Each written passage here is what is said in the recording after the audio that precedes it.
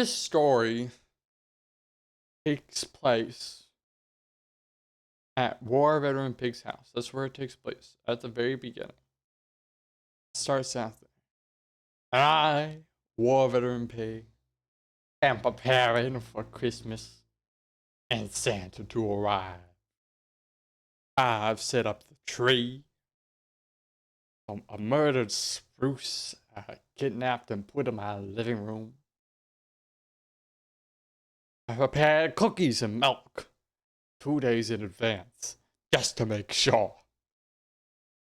And I was ready for Christmas. Though, at one point when I was sitting up, I got a knock on the front door. And I looked out there, and I saw three old friends who just happened to be Santa's elves. That's right, folks, some of Santa's elves. They all have goofy names, like Glitter, and Mistletoe, Sparkles, Wad. I don't quite know why he's named Wad, but that's his name. And so they were all standing out there. And they looked up at me and they said, War Veteran Pig, we need your help. We need your help with something, War Veteran Pig. And I looked down at them. I said, what do you need my help with? What's wrong? And he said, it's about Santa and Halloween, in the spirit of Halloween. We got a problem. And so, well, take me to the North Pole, or wherever this is. Yeah, it's the North Pole. Then to the North Pole. And so we got in a sleigh. Very small sleigh. It was made for elves, but, you know, we had to work with what we had. And he gave a little tug on the reins, and their little pony reindeer went flying off into the sky. And off we went towards the North Pole. And it took hours to get there. I mean, these things are not fast. I don't know how Santa does it. That sleigh was very slow. But we passed the time by playing games, like some cards that blew away in the wind or lost forever. Somewhere over South America. I'm pretty sure. No, not South America. Somewhere over Canada. Over Canada, those cards went. And we also played the occasional game of I Spy. For example, I spy a snowflake. Is it that one? No. That one? No. That one? No. That one? No. That one? No. We passed it. Eventually, though, we reached the North Pole. And I saw Santa's workshop in all of his glory. It was huge! Kind of surprised no one noticed it before, but it was there. It was massive. This giant thing, building, all these colors and magic just emitting from this one building right here. And I looked at it, and I said, wow, that sure is a building. That sure is a building right there, if I've ever seen one. So, we landed at the front of the building, and as soon as we went inside, I was instantly greeted with several slightly mushy and smashed pumpkins laying about. Jack-o'-lanterns, to be specific. And I just kind of looked at them and I went, that's weird. Why are the jack-o'-lanterns here? This is festive. This is not Halloween. What's going on here? And then I heard it in the distant in the distance. But the sound anybody would recognize. The, even the sound that even he made when he was sad. Which in this case he was. Oh, oh, oh, oh, oh, oh. I went, it's Santa Claus! And I ran up to the jolly old man in the distance. And I said, Santa! Santa, I'm here, what's wrong? Oh, those people. Those Halloween folk, the people over in the Halloween side of things. They got me again. Sorry, I can't do a quite good Santa Claus impersonation. They said, what do you mean they got you again? Oh, oh, oh. They threw these pumpkins at me. How would they do that? Because I threw mistletoes at them. And why did you do that? Because they popped out of the closet earlier today. And why did they do that? Because I threw a bunch of ornaments at them earlier then. What? Well, okay, I can see the pattern here. So you guys are in like a prank war kind of thing. Oh, yes, Warburton Pig. That is what is going on. I know all too well about prank wars. They weren't that good. They all end up just kind of being meh kind of pranks. You get the good ones out at the beginning, and then the rest is just meh. And Wad, the little elf, walked up to me, and he said, "This is the problem. Without Santa here to maintain us and keep us doing our job properly, the factory has gone to chaos. Elves have stopped working. It's horrible." I mean, if elves have stopped working, that means no more Christmas. No more Christmas. Means no more presents. No more presents.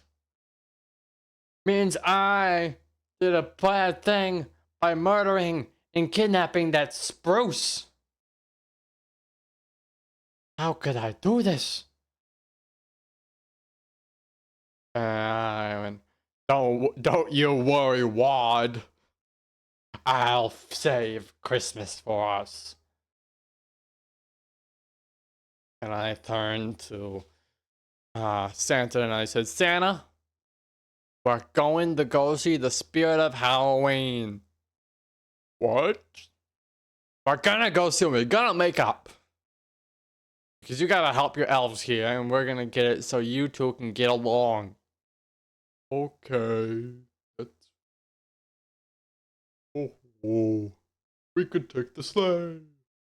And I said, the sleigh?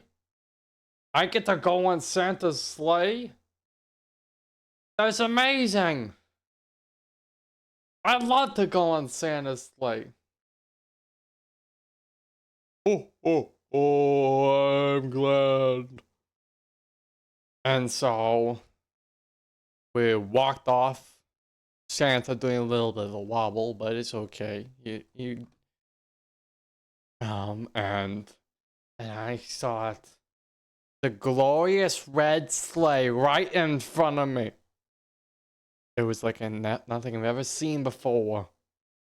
Actually, it was something I've seen before. The other one, the elf one, was a miniature version of this one.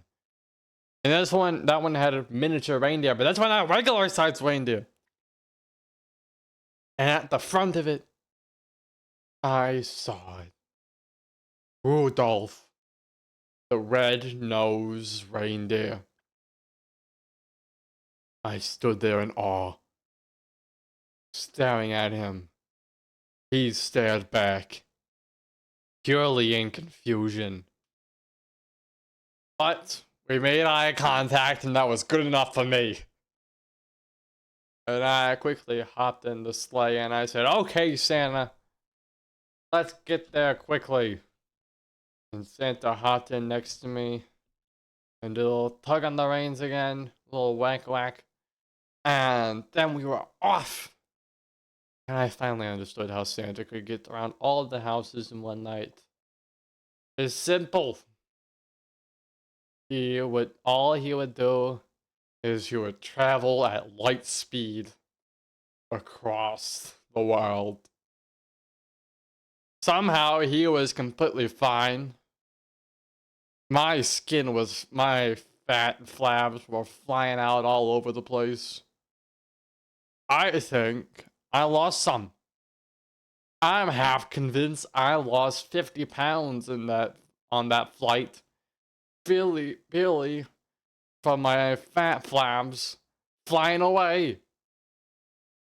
I lost flabs. That's how fast we were going. And we came to a halt at a dark forest. I went flying forward and off of the sleigh. And I understand why he travels alone now too. He doesn't have any seatbelts. He can't protect people. But I went flying. He was fine. But one of the best things of all. Oh no, not one of the best things of all, sorry. When I went flying, I ran straight into a tree. And that tree turned around and looked up at me in a big, angry face with a bunch of sharp little teeth. I said, "Hey! Watch where you're flying." And I just kind of went, "Sorry. Sorry, Mr. Tree." And I looked at him and I said, "That was terrifying." Oh, you haven't seen the worst of it. These guys stink." I said, "Well, that's not very nice." Not very nice of Sam to say. Too many pranks. Okay, well, we're gonna fix that today. So me and Santa, we started walking off. Walking down the path. Walking together. Air was growing slightly colder as we walked. Felt like something was watching us the entire time. Or some things were watching us. Really hard to tell.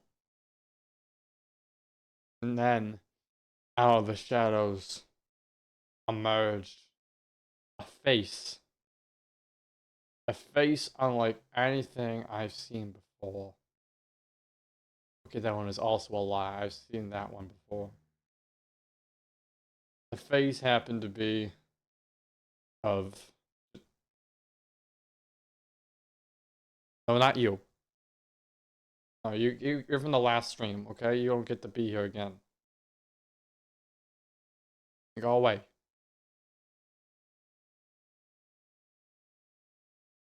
Okay. So, the face of a jack-o'-lantern emerged from the woods. A stick body creaking with every movement as it lumbered towards us, draped in a dark cloak. And he said, "Santa, long time no see. Oh, Halloween. Same goes to you." And I kind of look at it and said, "Hi, I'm here too." "Who are you?" "I'm War Veteran Peg. Um, I'm here to make amends with you too. So I mean, I'm here to make you two make amends. You're terrifying, you know that? You're horrific." And the Spirit of Howling kind of laughed in here, but thank you. I appreciate the compliment. Well, it's generally not a compliment, but you know, if you see it as one, I won't judge you. And after that, I decided, I kind of snapped back and went, alright, you two need to make up. Make up for all your pranks, all for the shenanigans. Everything.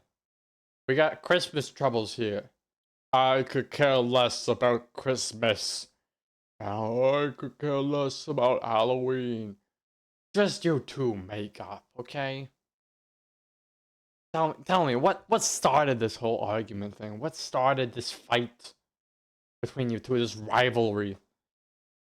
And then they kind of both kind of opened their mouths a little bit as to like point out what went wrong, but both of them fell into silence. They were quiet for a minute and looked at each other and kind of, we actually don't know what started this. They gave each other that kind of look. Some prank way back when, maybe not even a prank at all. Something way back when I started it. Of course, the beginning of January this year. And it just continued. Never ending cycle. And sadly, that cycle has continued to this day. And they looked at each other and they went, how about we make up? I don't know what started this. I don't know what started at all.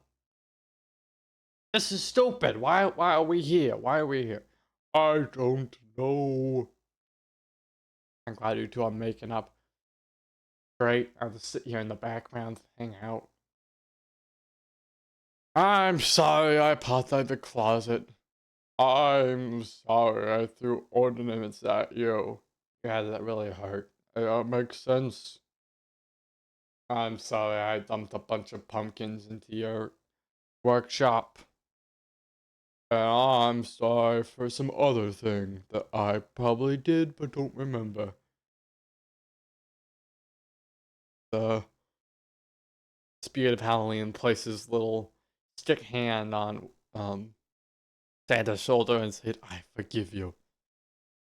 I forgive you.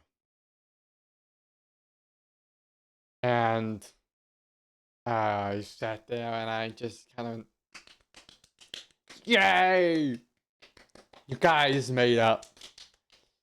And they kind of both turned to look at me and this, did I ruin the moment? You did a little bit. Ah, dang it. Oh, come on, we don't have time to reminisce about ruined moments. We have a Christmas to save. And Spirit of Halloween, he's like, but we don't have any time. Christmas Eve is tomorrow. We can't finish this in time. And even if I have my elves, if I get them to work again. And the Spirit of Halloween turned to us and he said, I will hire my best men, my best creatures. I will tell them to make nothing scary and follow your every order in doing this. In saving Christmas. And Santa looked a little surprised and he would do that? For an old soul like me? And he said, yes, I would. Yes, I would. And together they hugged, feeling happy to have made up, and now can live in harmony again. I got back into Santa in the sleigh, and Spirit of Halloween did a really loud shriek of terror that sounded terrifying. And a bunch of monsters emerged from the woods, and he said, follow Santa. You are to make presents with him this year, and I don't want to hear anything about it. I don't want to hear anything bad about it, any complaining at all. I just want you to go and help Santa. And they each gave a little salute and said, "Okay, Mister. Okay. Yo, got it. Yeah." And the ones with wings picked up the ones that didn't have wings. And the elves clambered on to the back of Santa Claus's sleigh. And I said, "Okay, guys, you may lose 50 pounds on this ride." And then we took off, and we may have lost a few occasionally. Some may have flown off, but I'm sure they're okay. And they eventually landed back at the North Pole, and I went flying off. So did the rest of the monsters. And Santa went quickly into his workshop. We followed soon behind, and he went, "Elves! Elves! Get back to work! Oh, oh, oh! We have Christmas to save!" And some of the elves kind of just, fine, I'll go back to work. Go back to work. And the monsters flew down there, or walked down there, started helping, making the presents for the factory. And in no time at all, every present for every child had been made. It was a Christmas miracle. And top of all, Santa decided to give me a special present. A little snow globe. A special snow globe with his face in it. He said, "If you ever want to call, pick up this snow globe, stick it in my face will emerge." I said, "Thank you, Santa. I appreciate the gift." And so, some of the elves, we went back to my house. Now the day was Christmas Eve. We went back. I got in the I got and I went back to my room. I finished setting up the Christmas tree. Knowing that I had saved Christmas. Knowing that it was gonna be a good year. And knowing that from doing all that, after all the things that happened, everything worked out. And that somewhere up in Canada and other places in the world, there was a child. A child who, in his chimney, will find a gargoyle or a deck of cards. And that, folks, that is the end of the story.